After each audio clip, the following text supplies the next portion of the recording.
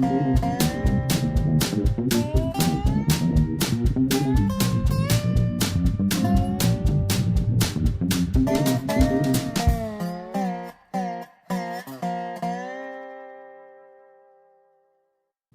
is Dave Monk of Prairie Monk, WAFT Champaign, 90.1 on your FM dial. And this day we have Bill Saylor, who's been my engineer for many, many years. I forget how many, but it was 17. Oh, 17. But you wouldn't know by my not putting the music down there when I had everything to say before we started the show.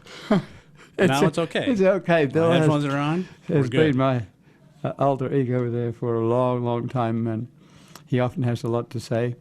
And today is the 25th of October, and I think there is a recycling program coming up on the 27th, I think. I might be wrong. But you have to watch the recycling program because it only goes from 8 till 12, and last time around they had like 2 miles of cars waiting to get in, and then some didn't get in. So you're talking about electronic recycling? Yes, I think. Usually it's on Saturdays. It's on a Saturday. Is it October? I thought it was on October. But anyway, keep your eyes open. It's something that we need to get rid of all those old pieces of equipment, including television sets and the like. Bill's looking it up. I'm looking it up. But I'll pipe in since we're doing event announcements. Denny Rowan has an art showing at the Cinema Gallery in downtown Urbana till I think October 15th. And this thing is kind of photo collage with some elements of usually old photos, some new. There's usually something old, something new in it, and something that's an animal, or butterfly, or mushroom, or prints thereof, and interesting composition. So a toad on somebody's 1920s hat. Right. And he's got like 50 of those up in the back room at the Cinema Gallery, and their hours, I believe, are Wednesday through Saturday, 10 to 5. Yeah. And actually, at the same place, you can see a lot of Chris Birdie's work. Yes. The carved bricks, of which he's done many since when we had him on. Chris is at least 10 years ago. He's been doing it ever since, carving paving bricks and other things that are... he and his wife are also very interested in community activities that include ecology. So he has been behind the scenes a supporter at Parkland College. And his children are also involved. I went to a wonderful Grand Prairie Friends meeting on Friday night. It was... there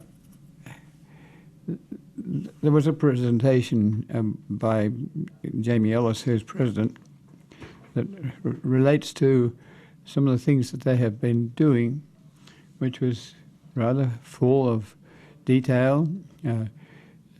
The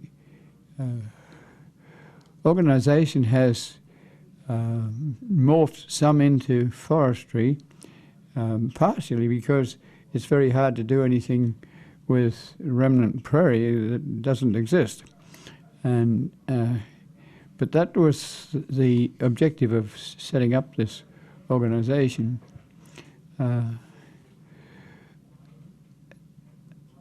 I want to do something that's rather embarrassing here, but I want people to realize that you can inspire something. When I came here in the early 60s, I could not find the ecosystem. I eventually found it on railroad beds, railroad right-of-ways, and in unkept cemeteries. So when you come to a new country, you don't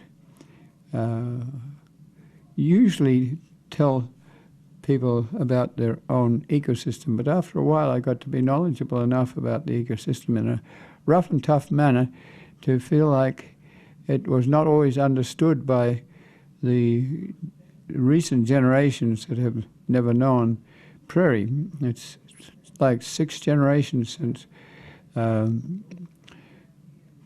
people who came here from Europe First of all, tried to run cattle on prairie, but prairie doesn't come into action until June.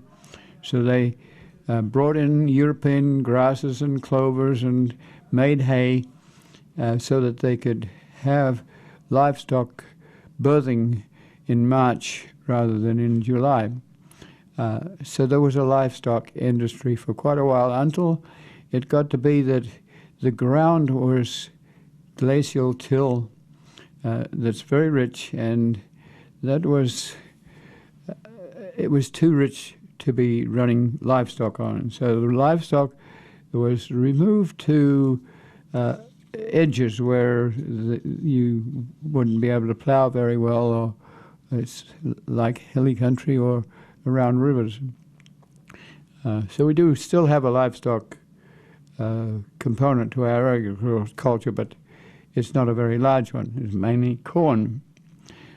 Corn came, and then the Cow College came. The Yale Band and others settled for the university in Champaign. There was a missionary here at the time, took over that building, and they inspired cow colleges across the country, but one specifically in each state, and the University of Illinois was it. They had extension to teach people how to farm, and part of that was to have geneticists who could breed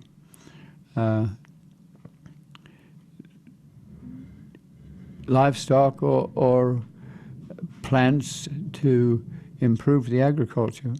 One of the improvements was to go around the world with agronomists and pick up soybeans. And you might get a little soybean that was 2 inches high in a dry desert in the Sahara. You might have others that are quite different.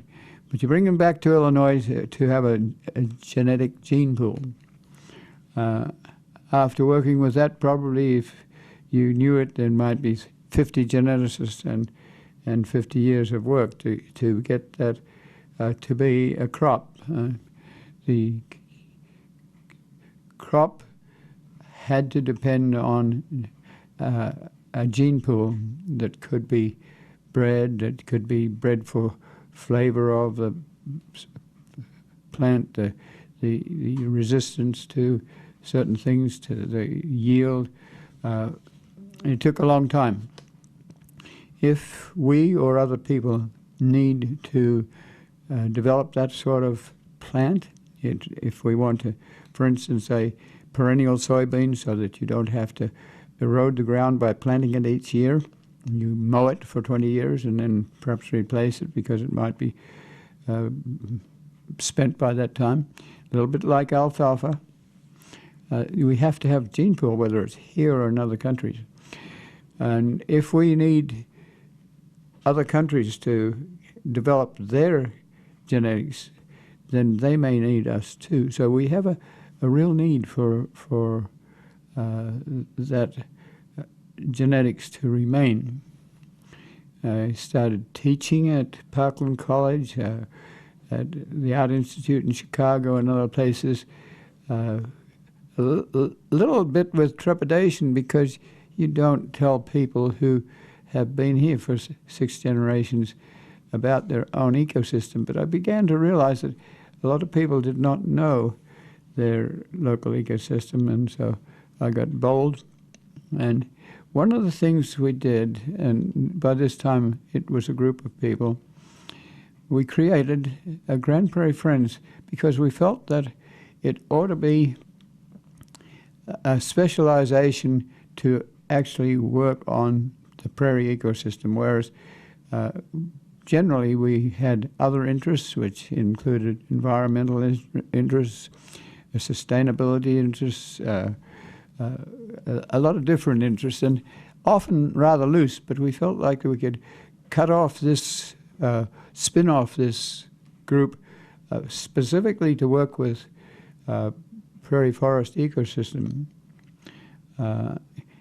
In years since, it has tended to morph into forestry, some, but the Grand Prairie Friends was involved in the North American Prairie Conference recently, and they have been gathering up land, especially in Coles County, south of here.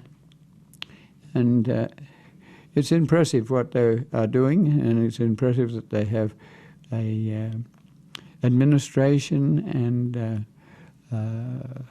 finances that make it feel like a responsible organization. So I was sitting in a Anita Purvis Center, which we've also had a little bit to do with, and Beauty Woods, but we're sitting there with about 70, or might be even 80 people.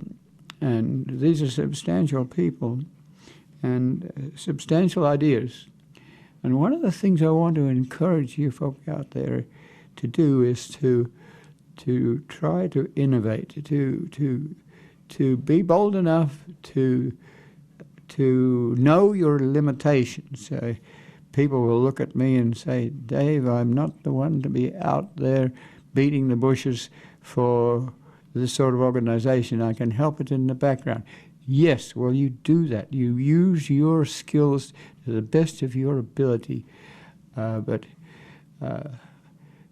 I was very humbled by that crowd. Some of them were asking what was the cost of a life membership, and making comments to the fact that this is a substantial organization. And I felt a little proud just sitting there and knowing that we had put together a Lake Park Prairie. We've had a lot to do with Meadowbrook Park early on. We inspired a rail trail between Urbana and Danville, which is now being established as Kickapoo Trail. We've got 33 miles of railroad bed in the Monticello area, with some of it in good trail situation. And so we've been able to make a change. That is not to deny the tremendous involvement of the people who've put this into action. It almost looks as if the innovative side of things is not the major concern or interest. But out there, you need to have people who are willing to stand up for this despite their limitations. I was rather pleased to find that someone from the Coles County area, who's a school teacher and works with this sort of thing, was willing to be filling a board situation on the Grand Prairie Friends. So my heart goes out to Grand Prairie Friends. We have to think about how we get funding. There are sometimes some questions. I have to be concerned about 4 miles of railroad bed that we bought in the Seymour area, which it was wonderful prairie, but it also has on it an easement for power, and that easement has taken out most of our prairie. And that concerns us because this not only happens with one power company or one roadside company or one form of mowing, it's worldwide. It is easier to put a chemical on your corridor than it is to use mechanical means like an axe to remove trees that might be short to a power grid. On the other hand, that same organization provides money for preservation, and so you have this conflict between the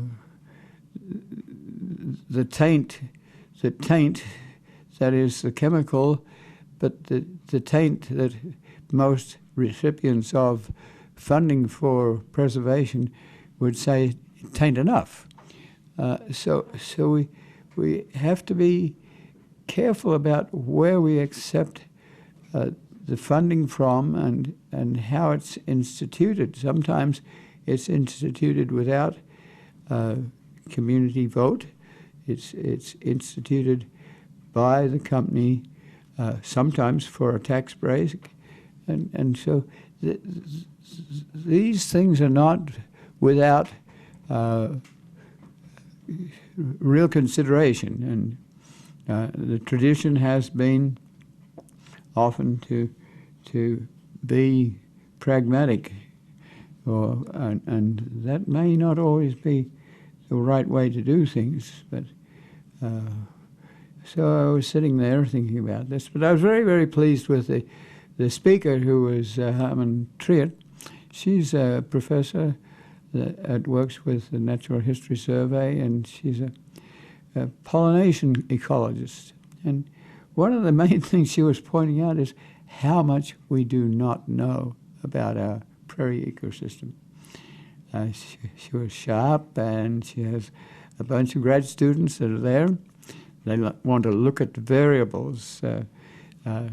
Do we encourage, and there is a federal system now to encourage the planting of native plants. It's a little bit like conservation easements. Do we allow cattle to roam on those sites? What is the impaction? How do we function with perhaps 70 different species of native bees, and at the same time get honey from introduced Italian bees? So many of the people who are doing pollination work are oriented to honey, which has a comb, and you can spin out the honey, and that's very popular. You can't do that with most native bees. We know about bumblebees, but we don't know about. We even photograph bumblebees so that people can check on whether they're endangered or not. There are even new species of native bees that are around. Some of them are being discovered for the first time. Some of them probably won't ever be discovered because they'll be extinct before we investigate these things. How often do you fire a prairie? What is the difference between a wetland and a dry upland? We know very little about how the 100 or so broadleaf species and about 6 grasses are distributed. How if you're in the Ozarks, for instance, there would be perhaps hilly habitats and different habitats. So you may have 400 species of prairie plants per acre. But if you're in flatland Illinois, it's about 100. And you dare not have, if you're reconstructing a prairie, you dare not have too many grasses. So you really want to have those remnants so that you can imagine what it might be like to have a prairie in 10,000 years ago or less than that. You're imagining what it is, and it's our best guess, and we don't quite know what this species will do and what that species will do, and what are the invaders, and how do we get rid of them without necessarily spreading a lot of herbicide around. We do use herbicide to spot plants, but wow, it's even the slightest amount of herbicide in a cornfield that you're putting back into prairie is going to affect the native species of insects. And there's about 2,000 different species of insects. So we also need people who will join that federal program and put in native plants. What native plants? How do we work with groups like Prairie Moon that take in seed and redistribute it to organizations that are wanting to do things? So one way and another, whether it be with Lake Park Prairie, which is looking like a prairie at the moment, is very interesting. To go to these other places like the Rantoul Prairie and Pope Prairie, very, very, it gives us confidence to be around, but we'd like to encourage other people to be there. We need volunteers, but we also need leaders who will lead volunteers. And I was rather pleased with Grand Prairie Friends. They have, from year to year, been employing 2 interns that wanted to learn about prairie and could remove weeds and work over summer. This year they decided to quit that, not to quit it altogether, but to hire someone who was knowledgeable in this sort of area and not learning, so that sort of person could lead and bring in volunteers and supervise them. And I thought that was a rather excellent thing to do. I'm still encouraging the Grand Prairie Friends. They were involved in the North American Prairie Conference that was held at Bloomington recently, and I reminded Jamie that they were involved. He did a wonderful field trip to cemetery prairies in east central Illinois, and he was on the administrative body of that conference, and Grand Prairie Friends also put money into it. So there's some of this goes beyond east central Illinois. It goes to other places. And so I was rather pleased, and I wanted to encourage people who I often talk to who might not feel they have enough confidence to do this sort of thing, but I would encourage, and I would talk to people about 500 years, not 4 years, for their voting on the city council or whatever. And if there is a recognized deficiency in what you do, like we have our deficiencies in terms of administration and finance and whatnot, to do what you can do, and don't be embarrassed if you don't know all the facts, but try to talk to each other. That meeting was bringing together a lot of substantial people, some of them with walking sticks and some of them fresh students. And that sort of balance pleases me a lot. And now we have to think about whether we transfer some of our sort of 33 miles of railroad bed, which was taken out before there was a Rail Banking Act. And the Rail Banking Act has enabled the Kickapoo Trail to go into action. In actual fact, the railroads are paying for 80% of the money that goes into this, 10% state, 10% local, but the railroads have the right to come back in if necessary. So we did that sort of thing before there was a Rail Banking Act, so we don't have that sort of enhancement money. So how do you hand over pieces of prairie that are being invaded by autumn olive and other things like teasel? How do we find people who will steward that sort of material? I want to let you know at this pause that it's hour. You are tuned to the Prairie Monk, Dave Monk, on WEFT Champaign 90.1 FM, your community radio for East Central Illinois. And you can see the Prairie Monk later on Urbana Public Access TV and eventually on YouTube. Yes. Maybe with pictures, maybe not. To some unhumbling, we have to advertise what we put on.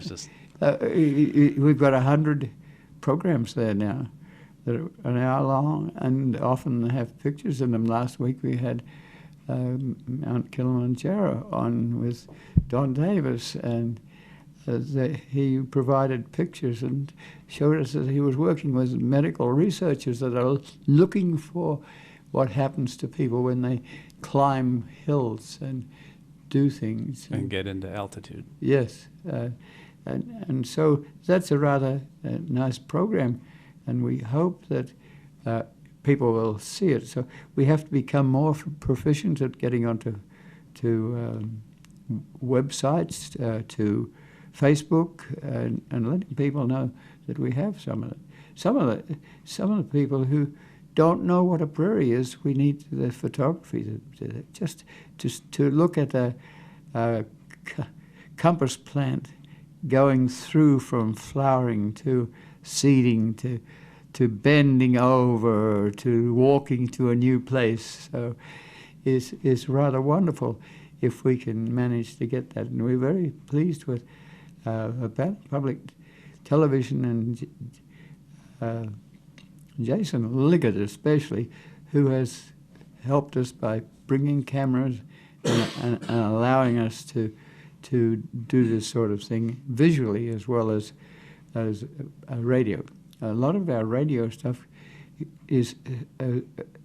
stands by itself, so we don't violate the dictate of a radio program, but we do like to put in maps and charts and things like that. At the beginning of the show, we mentioned something about electronic recycling. October 15th is the date. However, going to the website announcing this in Champaign County, Illinois, there must have been some arrangement for having to register for a time, and those slots are full. So from the City of Champaign version of the explanation, due to overwhelming demand, all available time slots for the countywide residential electronics recycling event have been registered for October 15th, 2016. Wow. Maybe there'll be one in the spring. There's just a mountain of equipment out there that needs to be recycled. In the meantime, it is against the law to dispose of electronics, like just putting your TV on the curb. Yes, I take them out of the dumpster all the time, and it shouldn't be going to the landfill. So the local governments have links to a list of local service providers who may still be taking some of those items, but it'd be best to call ahead because conditions change all the time. Yes. Thank you. That's very good. Going back to volunteers, this week was iHelp Week. And so at times we usually have about 50 people to pick seed at Rantoul to the Pope Prairie.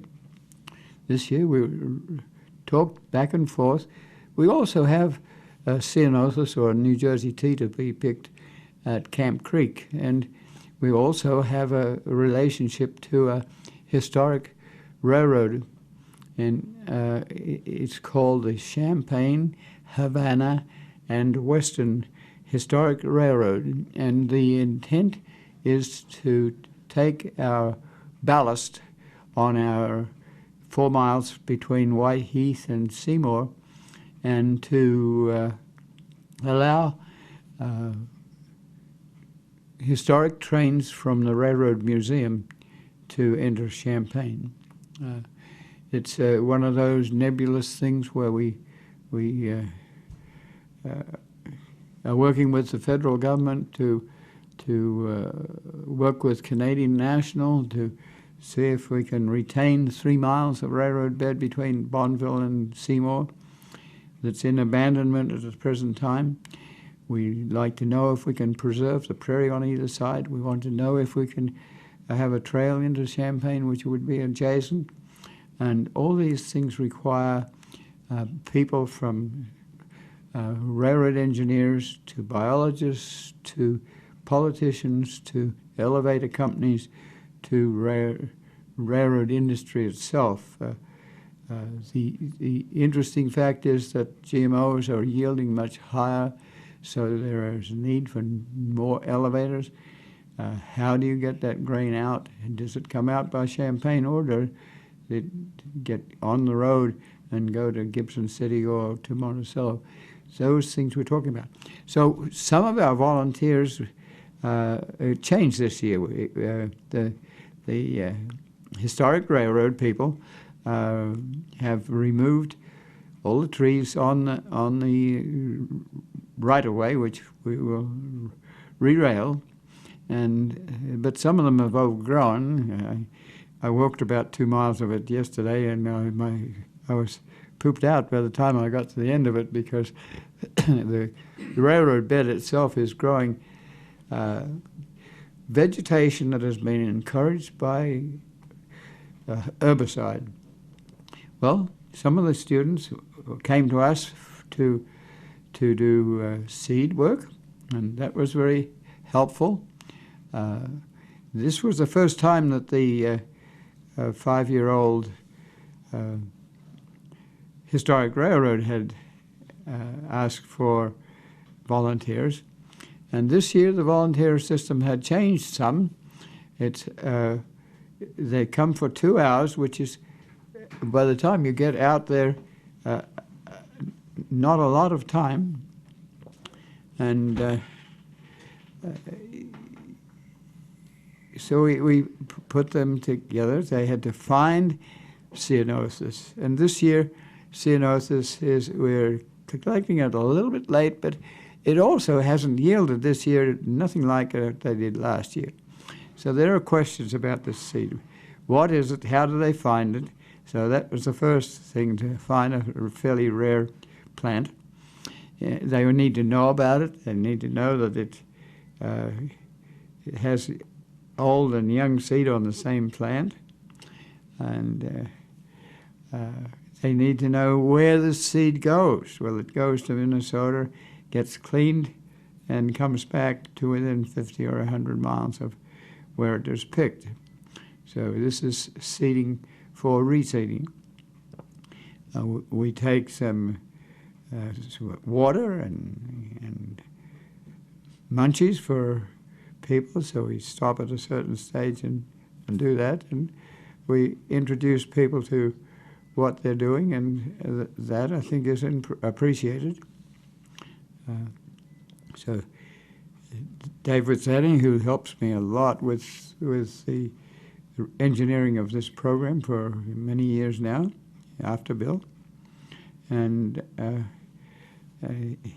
he runs in the background and distributes water and knows enough about what we do to be able to be very helpful. Sometimes the volunteers come by bus. You have to make sure the bus knows where it's going, because once you get out in the county, if you have urban bus drivers, they don't necessarily know about section roads. So a bus can really easily go right past you, not realizing that that's where the site is, right on Route 10. Then some people come by carpool, and they also can miss, because the geography is not in their heads for this sort of thing. So we caught up with one group of cars, which I thought for a moment was a funeral group, but it turned out it was IHELP going to the Historic Railroad, and they worked all day and 3 different shifts, and so Tom Scott, the president of the group, was using a chainsaw to remove invasive trees, and they were pulling them off the railroad bed, and eventually we'll have 4 miles of trail, but we also have the rail ready to go in to gradually re-rail this corridor. We have adjacent an old interurban, which we hope will be a trail. So we'll have rails, trails, and greenways, and we'll have to try and replace the prairie that we have, the original prairie that we have, which we really lost to herbicide. So the IHELP system was running at full tilt yesterday. I have a different thing to talk about now. I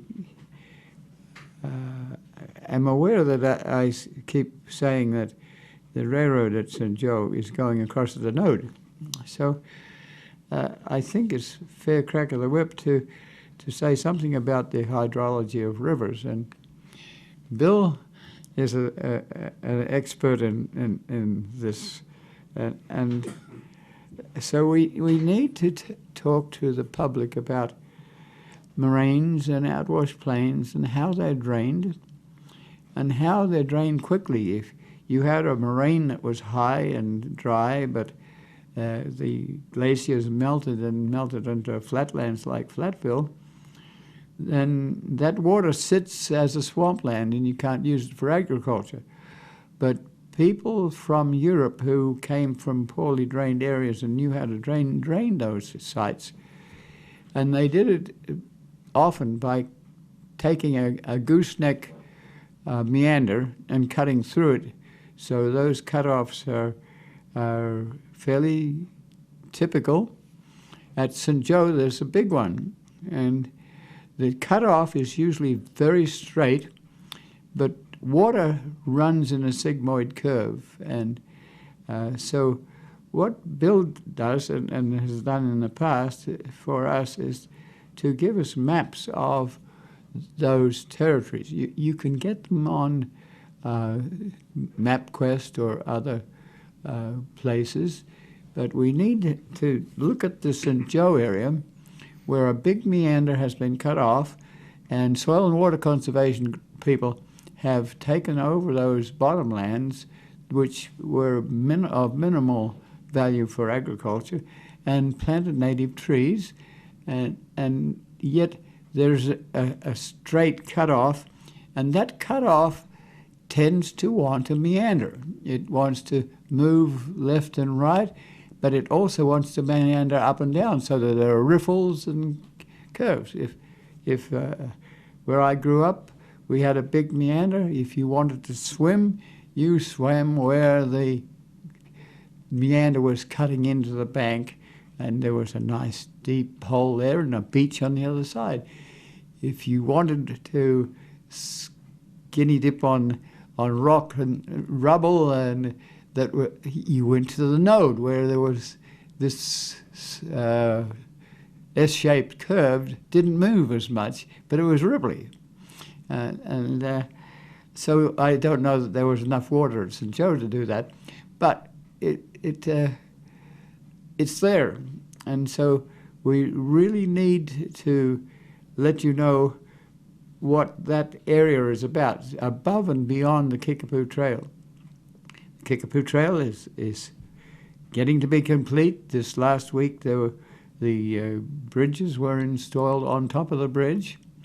So you can stand on the bridge and look at these bottomlands that are nearby, but you also have to look down, and there at the base of the pillars that support the bridge is a bunch of trash, and that is because you have a straight channel that is eroding to come back, so that the water.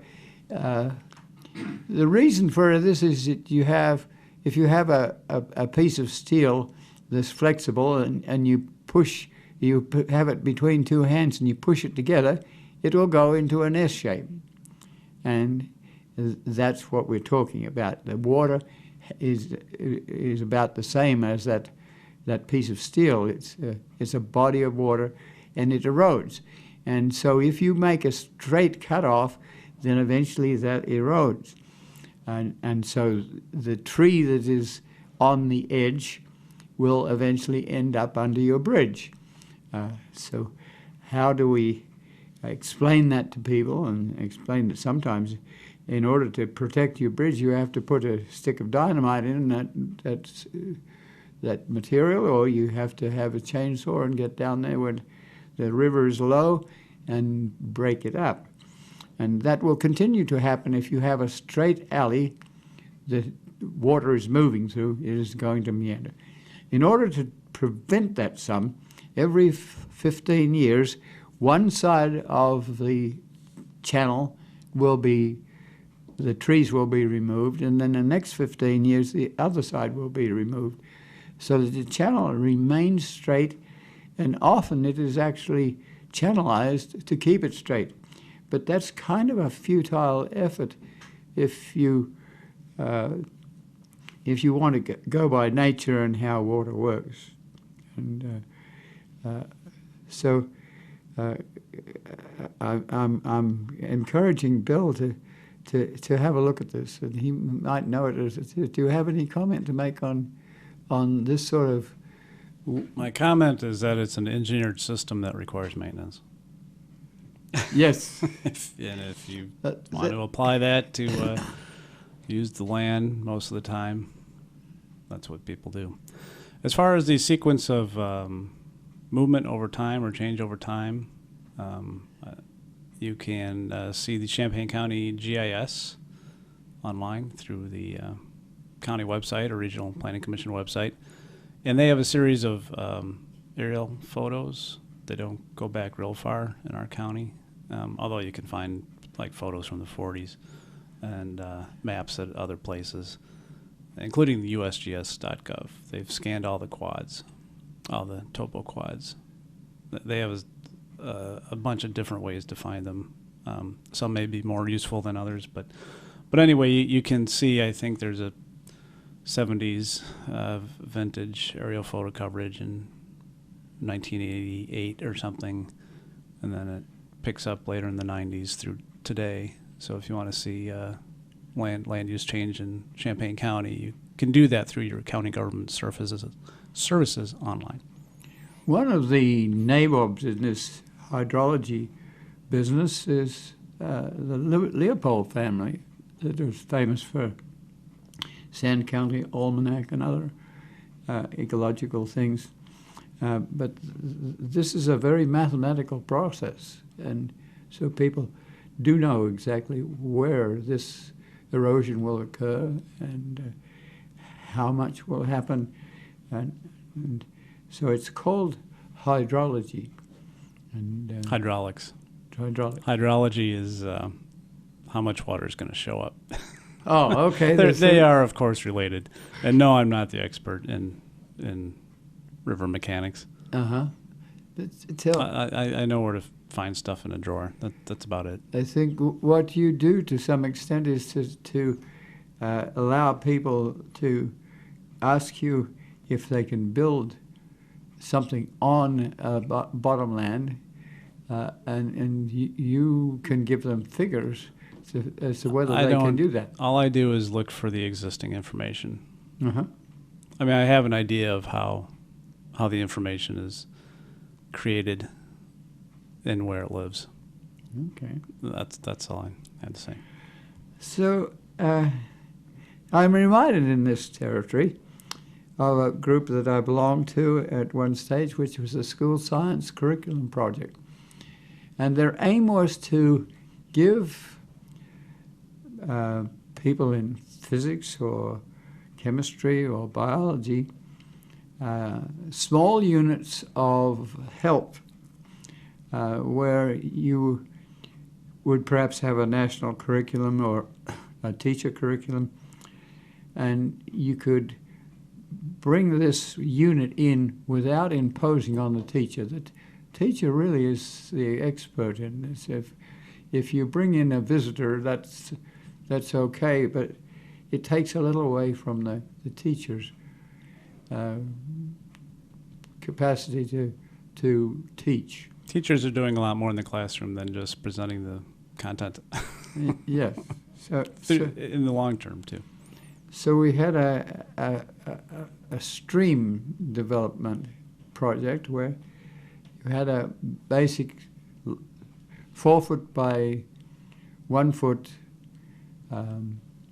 dish, plastic dish, where you'd put a coffee can with water at one end, and you could vary the slope of this bench, and you could notice how the water eroded. If you did it fast, you had an abraded stream which would go through sand or mud. You could create a different atmosphere for different materials. I think one of the things that people like the Leopolds were doing was explaining that because a river at the advance edge where it goes into an ocean is often moving slowly. It looks like it's an old river, but it may be a very new river. It depends on what it's moving through. If it's moving through sand and mud, it may be moving faster than the ripple that's up in the mountains that you see is moving. Slower. It may be moving through sediment it just put there. Yes. It may be very active. But this was a unit where you could let water drain, you could let water accumulate, you could let the water run into a body of water like the Gulf. So then you would create wetlands, deltas. And I thought that was a very good thing to do, and something that kids could get an idea of what it was like to put a channel through the St. Joe area that's going to be right on the trail. So we're looking for things that would be of interest to people 5 miles on either side, or right there where you're going over it. How do we teach people using this trail? The trail will communicate with small communities, but it will also be a place where people who are interested can find out about things.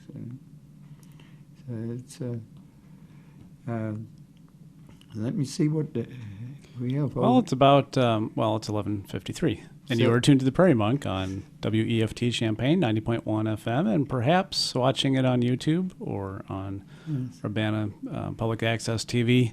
And this is Dave Monk's weekly discussion of things environmental, usually broadly defined, whether it's natural history or physical science like now, or cultural history, or any manner of guests who are willing to come on the show. My name is Bill Saylor, and I'm sitting in for Dave Wittani doing the engineering today, off camera. Bill is with this program for 17 years, and we thank him for doing that, and thank him for giving David a rest. I thank Dave for picking up and helping you out for. It's been 5 years now. Yes. So, and he does other things around here. Here at this all volunteer WEFT radio, almost all volunteer WEFT radio. So, and we thank the public television in Urbana, and we thank the I Help people, and we hope that some of those I Help people will come back and work with us in a different setting.